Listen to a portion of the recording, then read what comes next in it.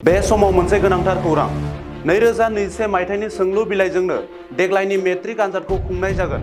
बे बाथ्राखौ फोसावदों सेबाया। फैगौ 15 मार्चआव जानो गोनां मेट्रिक आनजादखौ 2021 मायथाइनि मेट्रिक आनजादनि थाखाय थि खालामनाय सोंथि बिलाइजोंनो खुंनाय जागोन होनना फोसावदों मैया बर्ड अफ सेकेन्डारि एजुकेशन आसामआ।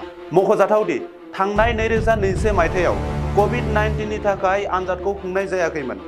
बेनि थाखाय बेनि सोंथि बिलाइफोरखौ बाहायनायबो जायाखैमोन। बेनिखायनो आसाम सरकारा देग्लाय बे सोंथि बिलाइजोंनो देग्लायनि आनजादखौ खुंनो थांखि लादों होनना फोसावदों।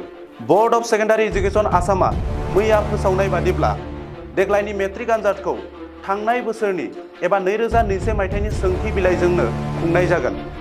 2021 मायथाइयाव मेट्रिक आनजाद जायैनि थाखाय बेनि सोंथि बिलाइफोरखौ बाहायनाय जायाखैमोन।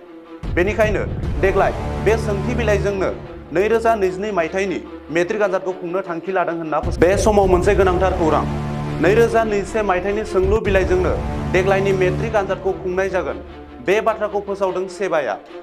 फैगौ 15 मार्चआव जानो गोनां मेट्रिक आनजादखौ 2021 मायथाइनि मेट्रिक आनजादनि थाखाय थि खालामनाय सोंथि बिलाइजोंनो खुंनाय जागोन होनना फोसावदों मैया बर्ड अफ सेकेन्डारि एजुकेशन आसामआ।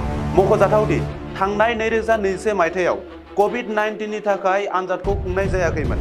बेनि थाखाय बेनि सोंथि बिलाइफोरखौ बाहायनायबो जायाखैमोन। बेनिखायनो आसाम सरकारा देग्लाय बे सोंथि बिलाइजोंनो देग्लायनि आनजादखौ खुंनो थांखि लादों होनना फोसावदों। बर्ड अफ सेकेन्डारि एजुकेशन आसामआ मैया फोसावनाय बादिब्ला देग्लायनि मेट्रिक आनजादखौ थांनाय बोसोरनि एबा 2021 मायथाइनि सोंथि बिलाइजोंनो खुंनाय जागोन। 2021 मायथाइयाव मेट्रिक आनजाद जायैनि थाखाय बेनि सोंथि बिलाइफोरखौ बाहायनाय जायाखैमोन। बेनिखायनो देग्लाय बे सोंथि बिलाइजोंनो 2022 मायथाइनि मेट्रिक आनजादखौ खुंनो थांखि लादों होनना फोसावदों।